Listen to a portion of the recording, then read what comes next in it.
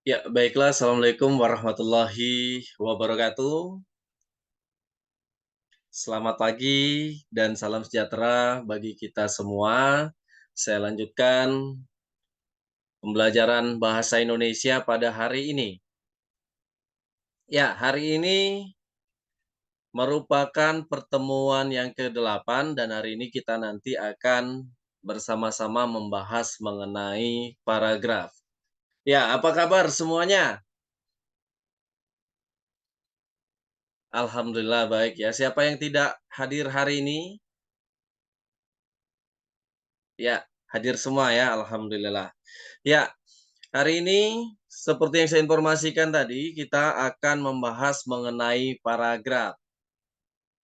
Dan ini merupakan kelanjutan dari pertemuan sebelumnya. Pekan lalu kita membahas mengenai kalimat ya, dan tentunya ada kaitannya dengan hari ini, di mana kalimat-kalimat yang sudah kita pelajari kemarin, kalimat dan jenisnya, itu akan kita susun ya menjadi paragraf pada hari ini. Nah, tentunya keterampilan berbahasa Indonesia, baik membuat kalimat ya, membuat paragraf, ini sangat bermanfaat nantinya ya ketika kita membuat ataupun menulis karya tulis ilmiah. Di tugas akhir saudara nanti selama berkuliah di universitas ini ya tentunya saudara akan berkewajiban menyelesaikan tugas akhir, yakni membuat karya ilmiah bentuknya skripsi ataupun penelitian. Nah, itu kita tuangkan ya, kita tulis menggunakan kalimat-kalimat ataupun kata-kata baku dan yang kalimat-kalimat yang baik dan benar dan juga menggunakan paragraf-paragraf yang benar juga seperti itu ya. Nah, tentunya sangat bermanfaat pembelajaran bahasa Indonesia terutama materi mengenai paragraf ini. Nah, paragraf ya, sebelum saya jelaskan apakah di kelas ini ada yang sudah pernah membaca paragraf? Ya, Andre. Paragraf tentang apa, Andre? Ya, tentang berita. Selain Andre? Ya, Rani? Ya, Rani pernah membaca tentang paragraf tentang karangan katanya. Lalu apa sebenarnya paragraf? Ada yang tahu sebelum nanti kita amati teks ya setelah ini?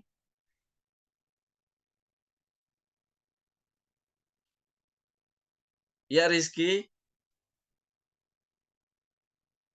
Ya, paragraf merupakan kumpulan kalimat-kalimat menurut Rizky. Ada lagi selain Rizky?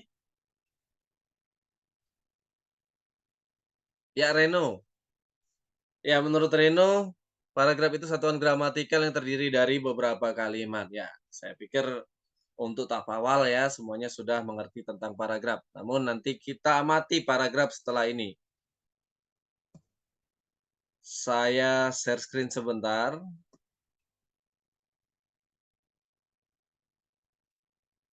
Ya, paragraf. Jadi kita akan bersama-sama membahas mengenai paragraf, unsur paragraf, syarat paragraf, fungsi, dan jenis paragraf.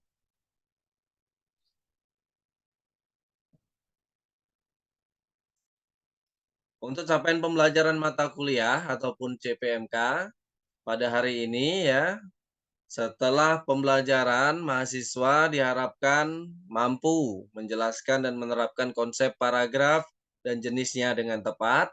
Kemudian yang kedua, mahasiswa diharapkan mampu membuat paragraf dan jenisnya dengan benar. Nah, baiklah, kita mulai dengan mengamati teks ya. Silakan saudara semuanya amati teks, baca penggalan paragraf. Ada 3 paragraf mengenai ujian nasional. Silakan.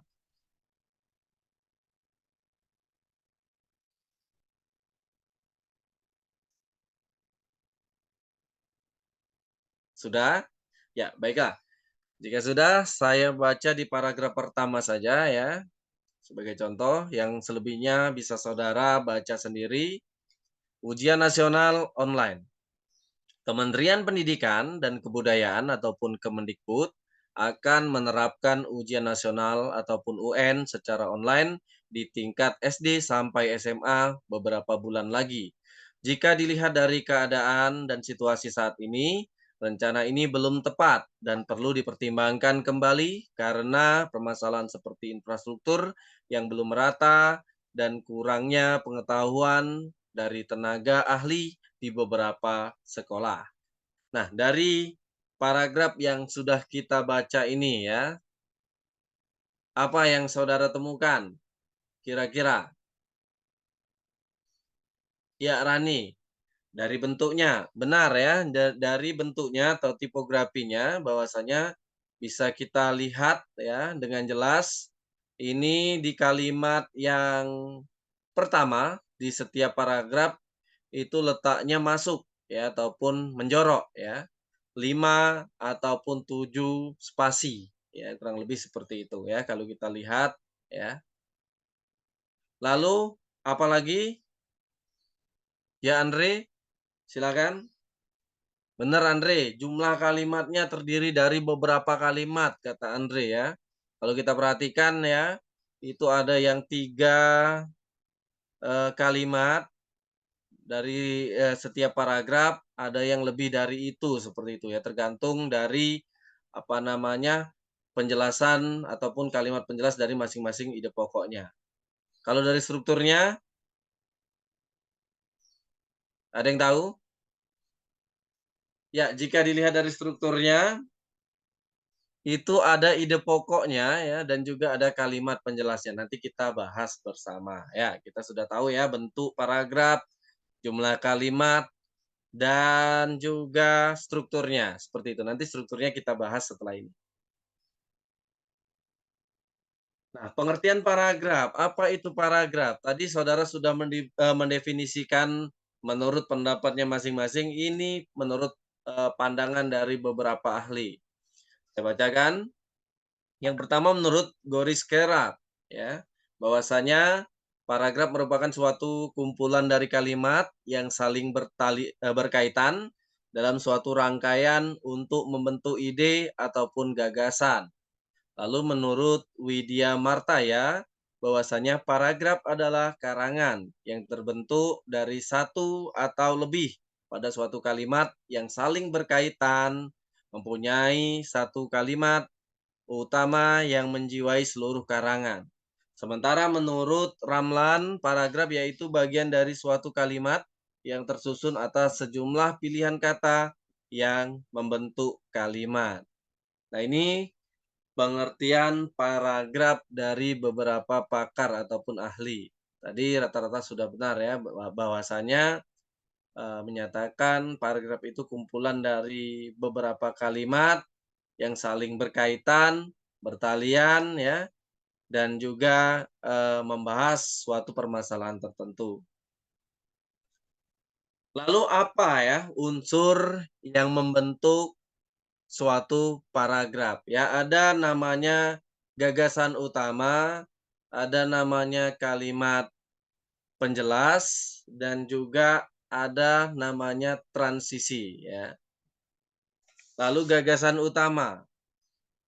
Jadi gagasan utama ini adalah ide pokok ya, ide pokok inti sari dari paragraf tersebut ya, ataupun topik daripada paragraf tersebut.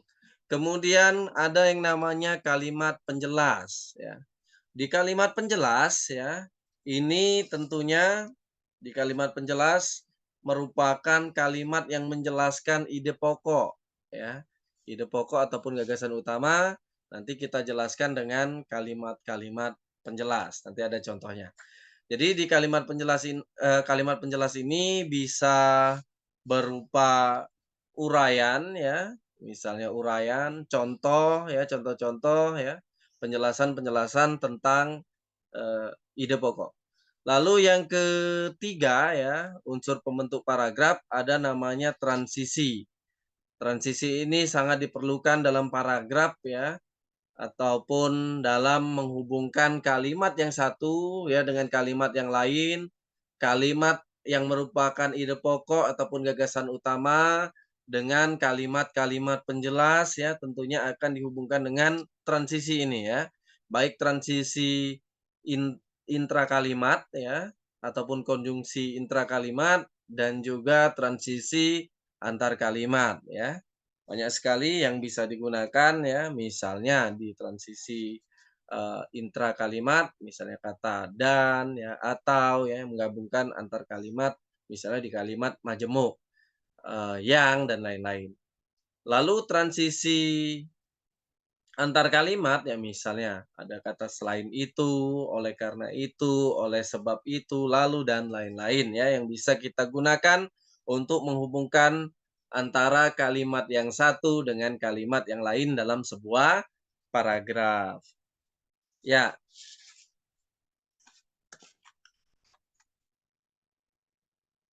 ini ada contoh ya, contoh dari paragraf berdasarkan tadi ya, unsur pembentuk paragraf itu sendiri. Ya, saya bacakan saja ya, sudah saya pilah-pilah agar lebih jelas ya. Universitas Sriwijaya menyelenggarakan perkuliahan dalam jaringan selama masa pandemi. Itu merupakan gagasan utama ya, merupakan gagasan utama. Lalu yang kedua adalah kalimat penjelas, yang ketiga juga kalimat penjelas, dan yang keempat bisa saudara lihat sendiri ya di layar, itu juga merupakan kalimat penjelas. Saya lanjutkan, di kalimat penjelas yang kedua, perkuliahan ini maksudnya adalah perkuliahan di Universitas Sriwijaya ini direalisasikan dengan berbagai platform ya, ataupun perkuliahan selama masa pandemi ini ya, direalisasikan dengan berbagai platform dalam jaringan yang mendukung proses belajar mengajar. Ini menjelaskan dari ide pokok. Lalu kalimat penjelas yang ketiga, platform tersebut ya masih menjelaskan berkaitan dengan platform ini ya, menyediakan berbagai fitur yang mendukung interaksi antara dosen dan mahasiswa, seperti panggilan video, kemudian percakapan instan. Lalu yang keempat, salah satu ini masih kalimat penjelas yang menjelaskan ide pokok. Salah satu yang terpopuler saat ini adalah Zoom Cloud Meeting ya. Jadi selama pandemi ya, Universitas Sriwijaya kemarin ya menyelenggarakan apa namanya perkuliahan dengan daring ataupun dalam jaringan seperti itu ya. Ada yang mau ditanyakan dari contoh ini?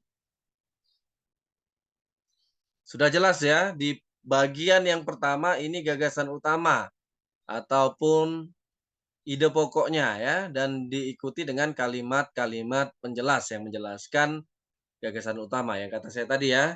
Di kalimat penjelas ini bisa menguraikan secara rinci, memberikan contoh-contoh ya, melengkapi dengan kutipan-kutipan ya untuk mendukung gagasan utama, boleh seperti itu. Silakan. Saya lanjutkan jika tidak ada pertanyaan. Lalu syarat-syarat ya, syarat-syarat dari paragraf. Ya, syarat-syarat yang membentuk suatu paragraf ini seperti apa ya? Yang pertama adalah kesatuan, yang kedua kepaduan, yang ketiga kelengkapan, dan yang keempat urutan. Kesatuan ya, paragraf harus memiliki kesatuan ya. Satu atau yang sering disebut dengan kohesi ya. Yang sering disebut dengan kohesi. Jadi setiap paragraf ya harus memiliki kesatuan tadi ya ataupun kohesi ya. Apa kesatuan itu? Jadi yang dibicarakan, topik yang dibicarakan itu harus berkaitan ataupun satu. Misalnya seperti ini ya. Saudara membahas mengenai kebakaran misalnya ya.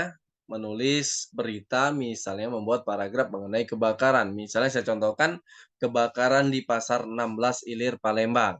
Nah, yang dibicarakan topiknya adalah kebakaran, temanya adalah kebakaran. Tentunya di paragraf yang ingin kita buat itu semuanya harus membicarakan mengenai kebakaran. Saya contohkan seperti ini, misalnya saudara ingin membuat 4 paragraf dari misalnya tema kebakaran yang terjadi di Pasar 16 Ilir Palembang ataupun topik kebakaran tadi ya. Misalnya di paragraf pertama saudara ingin menceritakan apa yang terjadi gitu ya, mengenai kebakaran di Pasar 16 Ilir Palembang dan kronologisnya diceritakan di paragraf pertama. Ide pokoknya mengenai di paragraf pertama adalah kebakaran yang terjadi di Pasar 16 Ilir Palembang diceritakan dengan kronologis di paragraf pertama. Paragraf kedua misalnya saudara ingin membahas mengenai dampak dari kebakarannya ya, ide pokoknya dampak dari kebakarannya itu seperti apa. Nanti dijelaskan dengan kalimat-kalimat penjelas, dampaknya itu misalnya berupa kerugian ya, atau yang terbakar itu berapa, apa namanya, ruko ya, ataupun toko seperti itu. Kemudian dampak bagi lingkungan sekitar seperti apa, misalnya kemacetan bisa saudara urai, ya. Intinya di paragraf kedua misalnya membicarakan tentang dampak kebakarannya. Lalu di paragraf ketiga misalnya saudara ingin menuliskan ya tentang penanggulangannya, penanganan dari kebakaran itu tersebut seperti apa, ya. Baik dari warga nanti dijelaskan dengan kalimat penjelas ya, penanggulangannya seperti apa di paragraf ketiga ya, ide pokoknya penanggulangan ataupun penanganan kebakarannya seperti apa, mulai dari nanti diceritakan dari warga ataupun dari, dinas pemadam kebakaran itu sendiri misalnya mengerahkan berapa, personil, berapa mobil pemadam kebakaran. Nah seperti itu ya. Jadi, apa namanya, tinggal dikembangkan saja di paragraf ketiga. Di paragraf keempat, misalnya bantuan, ya, saudara ingin menuliskan bantuan, ya, bantuan apa yang diberikan oleh pemerintah, misalnya seperti itu, ya. Misalnya bantuan untuk mendirikan gedung baru atau renovasi, misalnya seperti itu, ya. Atau bantuan modal usaha, nah seperti itu, ya. Dari cerita saya tadi atau penjelasan saya tadi ya, 4 paragraf tersebut ya membahas satu ya, kesatuan seperti itu ya, kohesi semuanya berhubungan. Walaupun ide pokoknya antara paragraf 1, 2, 3, dan 4 itu, eee, sedikit berlainan ya, tapi masih membicarakan semuanya fokus dengan kebakaran. Nah, itu kohesi ya. Lalu koherensi tadi ya, apa, kepaduan ya, kepaduan. Apa yang padu? Kalimat ya, kalimat, antar kalimat yang membentuk suatu paragraf ataupun antar paragraf yang saling bertalian dan berkaitan. Nah, itu harus padu ya ataupun koherensi ya, koherensi.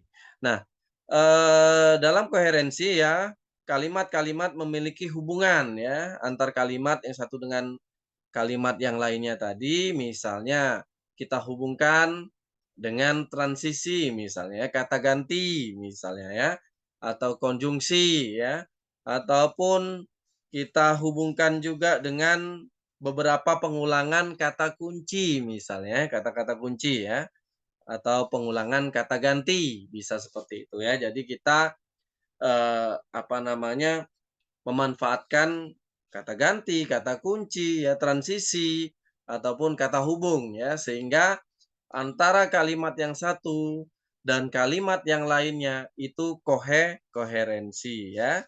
Nah itu.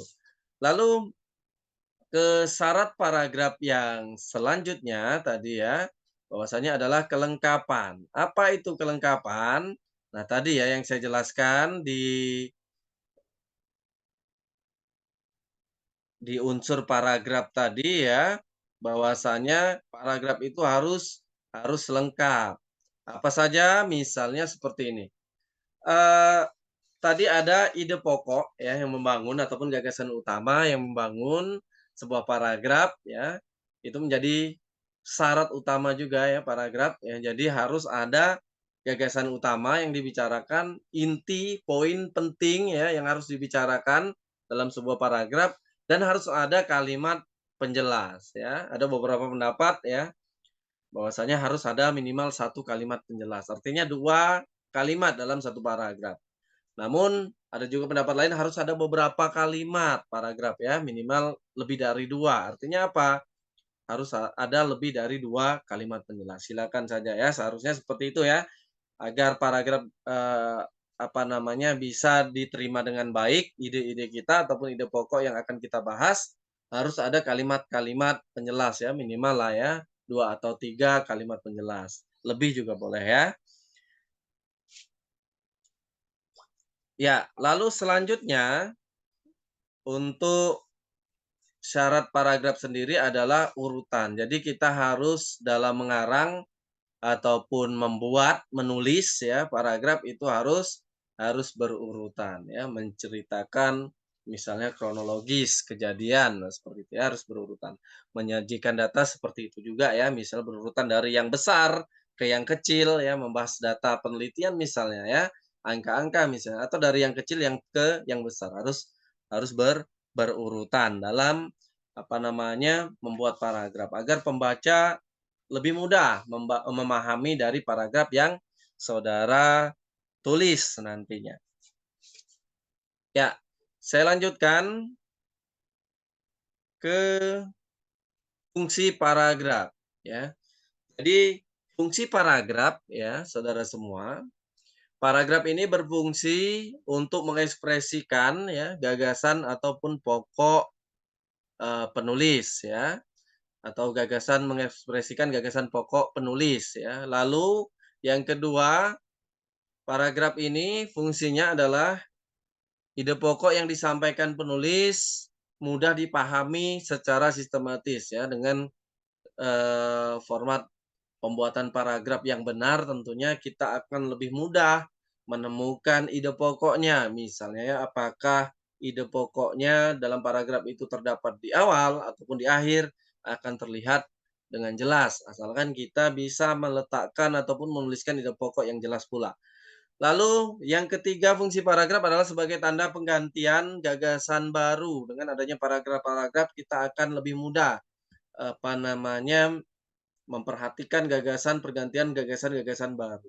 Lalu yang keempat ya, bagi pembaca, mempermudah memahami sebuah wacana dan jalan pikiran penulis dalam bentuk paragraf. Ya, sampai sini ada yang mau ditanyakan? Ya, saya lanjutkan jika belum ada pertanyaan. Ya, saya tampilkan kembali sebentar untuk jenis dari paragraf itu sendiri.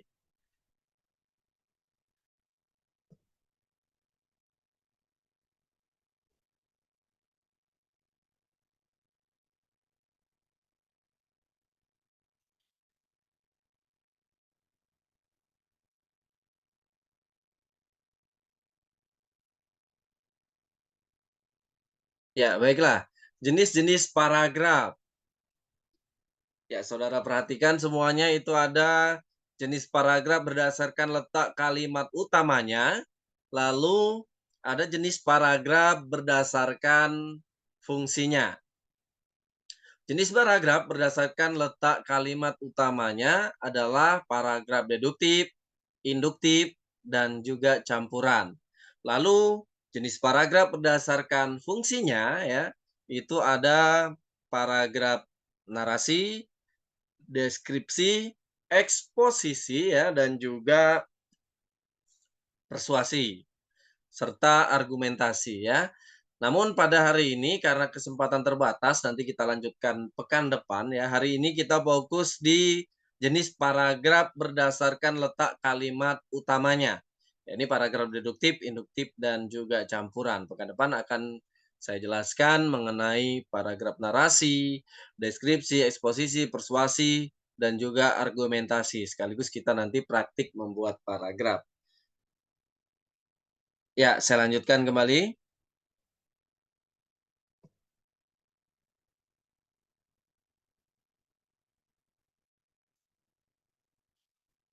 Jenis paragraf berdasarkan letak kalimat utamanya tadi adalah paragraf deduktif, induktif, dan campuran. Apa itu paragraf deduktif? Ada yang tahu?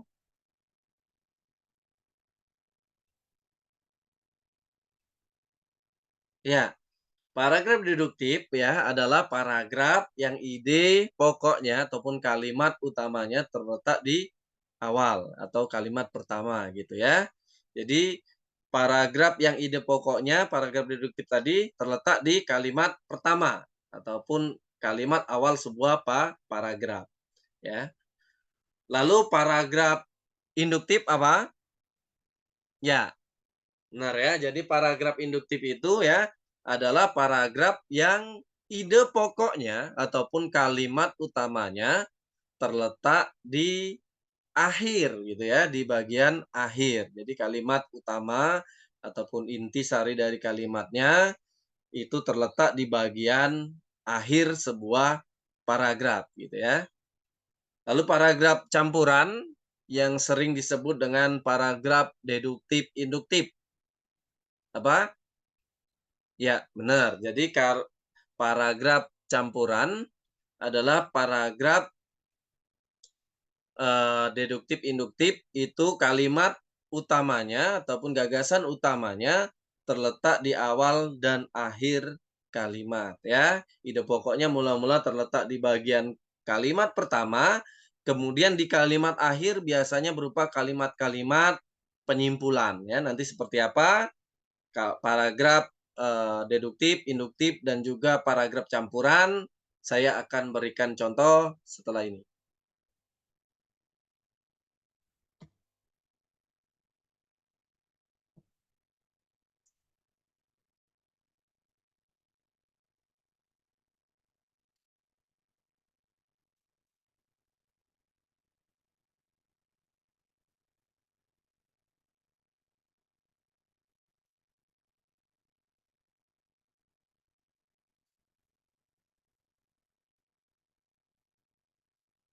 Harap menunggu sebentar.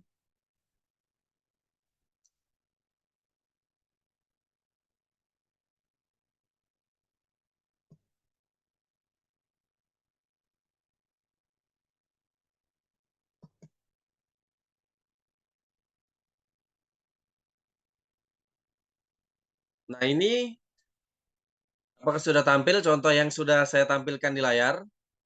Ya, sudah ya. Ini merupakan paragraf deduktif, ya kata saya tadi yang sudah saya jelaskan bahwasanya paragraf deduktif ini ide pokoknya terletak di mana tadi? Ya, di awal paragraf ataupun di kalimat pertama. Silakan dibaca ya.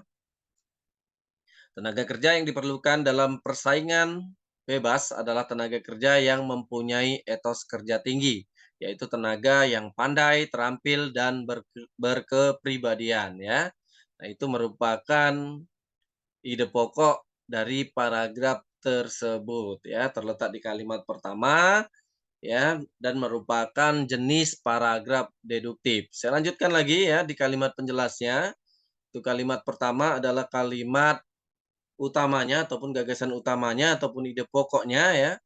Lalu saya lanjutkan dengan tenaga kerja yang pandai ya, dijelaskan. Di situ kan ada tadi ya, di ide pokoknya apa namanya, tenaga kerja yang diperlukan dalam persaingan ya, adalah tenaga yang memiliki etos kerja tinggi ya, yaitu yang pandai, terampil dan berkepribadian ya. Berkepribadian. Nah, ini tenaga kerja yang pandai adalah tenaga kerja ini penjelasannya ya, yang mempunyai kemampuan akademis memadai sesuai dengan disiplin ilmu tertentu. Terampil artinya, penjelasan mengenai terampil, mampu menerapkan kemampuan akademis yang dimiliki, disertai kemampuan pendukung yang sesuai untuk diterapkan agar diperoleh hasil maksimal. Sementara itu ya, tenaga kerja yang berkepribadian adalah tenaga kerja yang mempunyai sikap loyal, disiplin, dan juga jujur. Nah, ini contoh dari paragraf deduktif ya. Di bagian atas ini ya.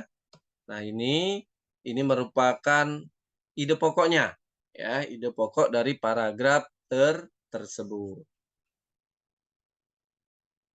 Ya, saya lanjutkan jika tidak ada pertanyaan. Apakah ada pertanyaan? Sudah jelas ya? Bisa ya kalau saya minta untuk membuat paragraf deduktif? Bisa. Ya, baiklah saya lanjutkan.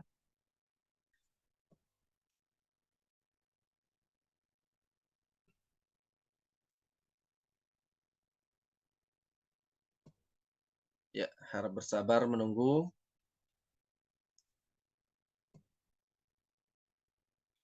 Lalu paragraf yang kedua ya, berdasarkan letak kalimat utama ataupun gagasan utama, bahwasanya yang kedua adalah paragraf induktif. Tadi apa? Paragraf induktif?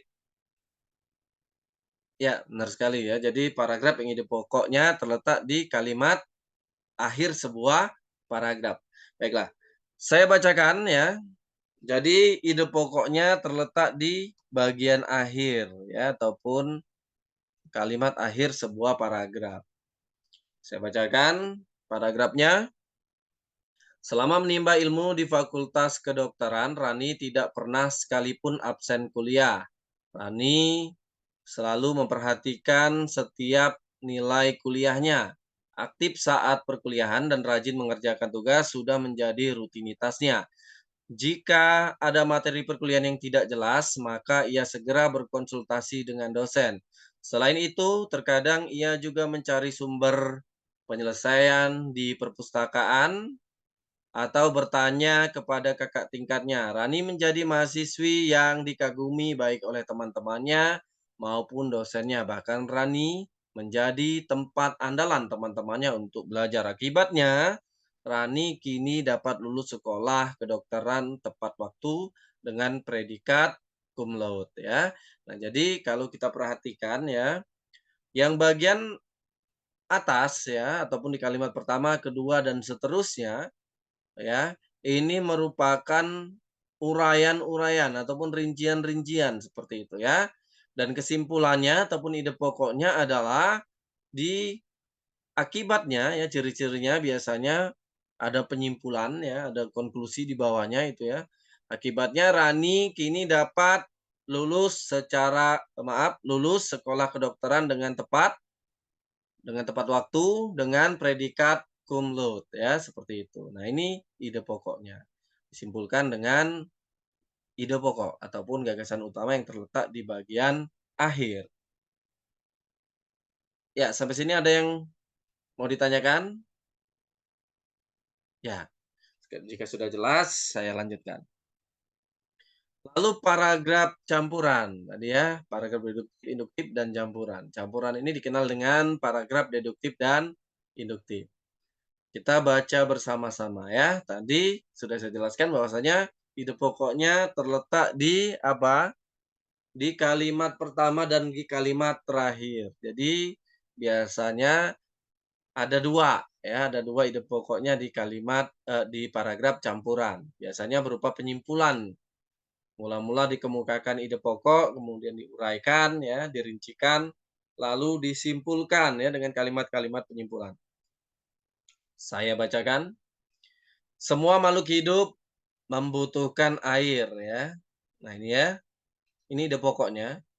Ya, lalu sebagian besar tubuh makhluk hidup tersusun oleh air, sehingga makhluk hidup perlu minum air untuk bertahan hidup. Selain untuk minum, air juga dibutuhkan manusia untuk industri dan pertanian. Tumbuhan membutuhkan air untuk bisa tumbuh dan berkembang. Semua makhluk hidup tidak dapat bertahan hidup tanpa air. Ini juga merupakan kalimat penyimpulan ya.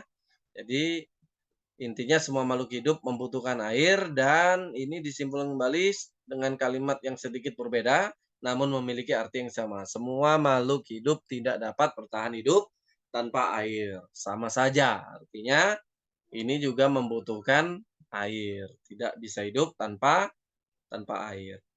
Ya, jadi ide pokoknya terletak di kalimat pertama dan kalimat akhir sebuah paragraf untuk paragraf campuran. Baiklah, sampai di sini apakah sudah jelas penjelasan mengenai jenis paragraf ya berdasarkan letak kalimat utamanya atau ide pokoknya ataupun gagasan utamanya? Sudah ya, sudah jelas. Ya mohon maaf ya suara saya memang sedikit parau ini karena belum terlalu fit dari sakit ya. Mohon maaf jika kurang jelas. namun tetap saya maksimalkan ya. Baiklah, saya lanjutkan. Nah, lalu sekarang ya saudara amati paragraf di layar saudara semuanya yang sudah saya tampilkan.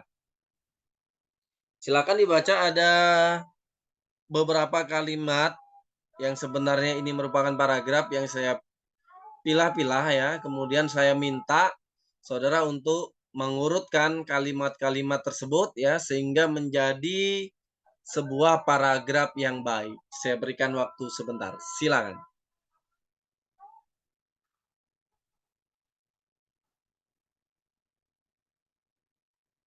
Ya, baiklah.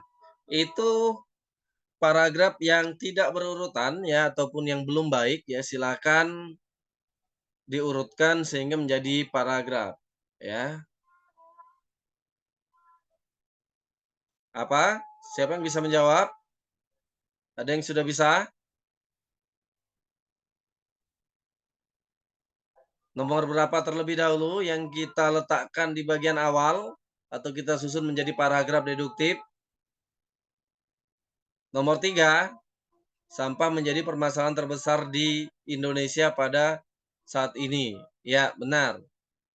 Lalu nomor berapa lagi?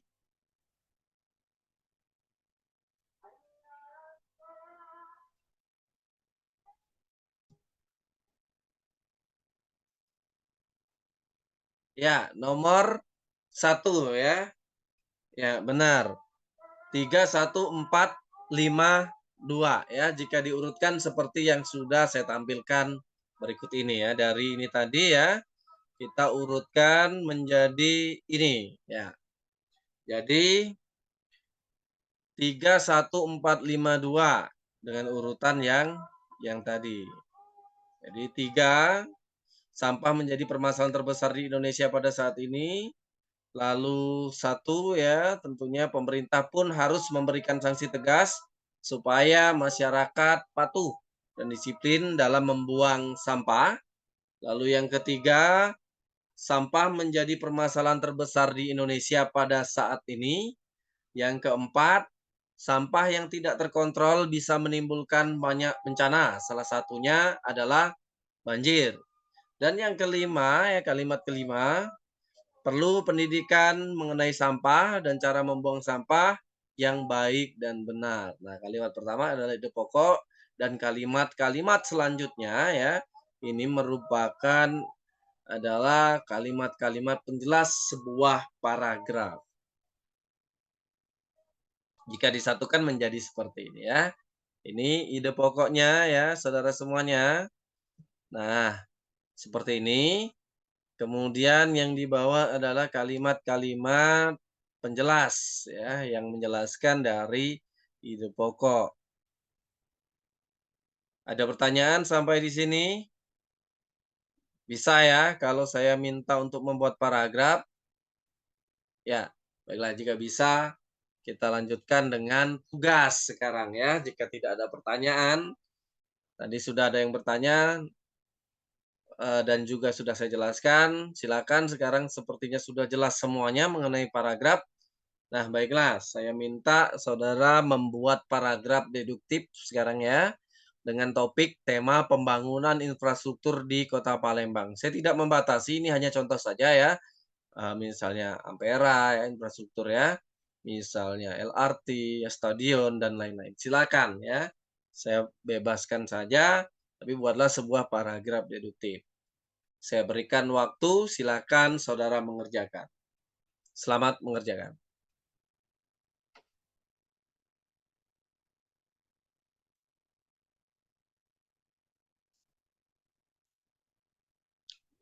Ya, baiklah apakah sudah?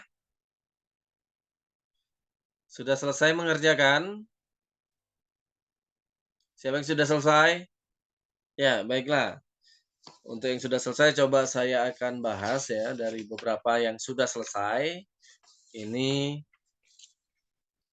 ada Ratih ya, ada Ratih yang sudah mengumpulkan hasil dari tulisan paragraf ya yang sudah dibuat oleh Ratih mengenai Pembangunan infrastruktur, tepatnya adalah punya Rati ini adalah apa, pembangunan flyover ya, rencana pembangunan flyover di kawasan Simpang Caritas. Saya bacakan saja ya. Ya, pemerintah Kota Palembang, hasil pekerjaan Ratih ini ya. Pemerintah Kota Palembang berencana membangun flyover di kawasan Simpang Caritas pada tahun 2024 ini. Hal ini dilakukan untuk mengatasi kemacetan di kawasan tersebut. Diharapkan dengan beroperasinya jembatan layang ini bisa mengurai kepadatan lalu lintas yang terjadi ya di kawasan itu. Nah, ini hasil dari kerja Ratih ya ataupun karangan dari Ratih. Untuk yang lainnya juga sama, rata-rata sudah bisa dan benar. Untuk Ratih ini juga sudah benar ya. Pemerintah Kota Palembang berencana membangun flyover di kawasan Simpang Caritas pada tahun 2024 ini.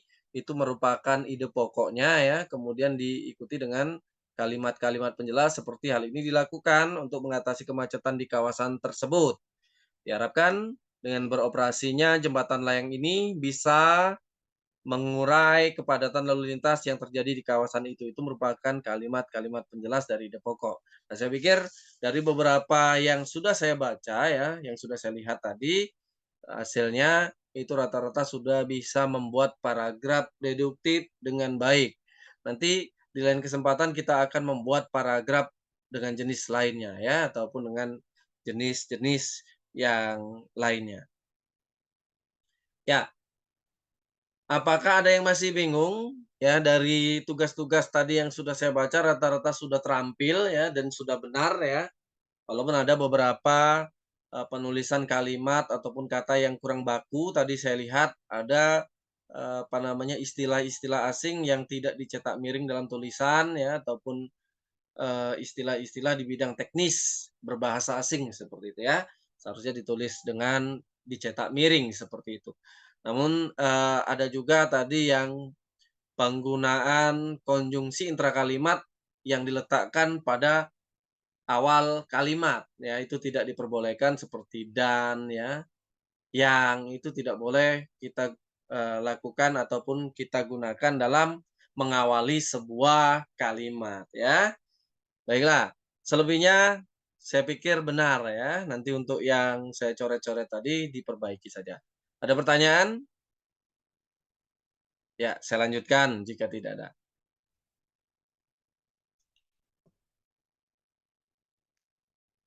Baiklah ya, sekarang tadi dari tugas sudah mengerjakan rata-rata sudah benar ya. Baiklah kita akhiri pembelajaran, namun sebelum kita mengakhiri pembelajaran, kita merefleksikan pembelajaran terlebih dahulu ya. Kira-kira dari pembelajaran tadi siapa yang bisa menyimpulkan pembelajaran hari ini? Apa saja tadi? Ya Andre, silakan Andre. Ya, paragraf apa tadi Andre? Paragraf merupakan satuan gramatikal yang terdiri dari beberapa kalimat yang membahas topik ataupun permasalahan tertentu. Ya, Andre, benar. Ada lagi selain Andre? Ya, unsur paragraf. Ya, Rati ya. Unsur paragraf adalah ada gagasan utama ataupun kalimat utama, ide pokok, kemudian kalimat penjelas, dan juga transisi. Ya, benar sekali. Lalu selanjutnya, apalagi tadi? Syarat paragraf apa? Syarat paragraf? Ya, syarat paragraf itu ada kesatuan, apa tadi? Kesatuan, kohesi ya. Kemudian ada apa? Koherensi, kepaduan ya. Kepaduan, koherensi dan apa lagi? Kelengkapan ya, benar ada kelengkapan dan urutan. Benar sekali ya. Nah, itu merupakan syarat-syarat dari sebuah paragraf. Lalu jenis-jenis paragraf apa tadi yang sudah kita tulis bersama tadi dan kita pelajari bersama? Ya, ada paragraf deduktif ya berdasarkan letak kalimat utamanya ataupun ide pokoknya, ada paragraf deduktif, apalagi? Ya, induktif dan campuran. Ya, baiklah ya. Benar. Jadi, saya pikir untuk materi tentang paragraf di bagian awal ini ya, saudara semuanya sudah memahami seperti itu ya. Jika masih ada pertanyaan, nanti kita lanjutkan pekan depan ya. Kita akan membahas paragraf dengan jenis-jenis lain lagi ya di pertemuan yang akan datang. Ya, demikianlah untuk hari ini ya. Saya cukupkan di pertemuan hari ini ya. Untuk paragraf dan jenisnya ya, kita lanjut lagi pekan depan. Mudah-mudahan ya kita senantiasa diberikan kesehatan ya, sehingga perkuliahan yang kita lakukan bisa berjalan dengan lancar dan maksimal. Baik itu saja saya akhiri. Wabillahi taufik wal hidayah. Wassalamualaikum warahmatullahi wabarakatuh. Ya, selamat pagi dan sukses untuk kita semua. Tetap cintai bahasa Indonesia.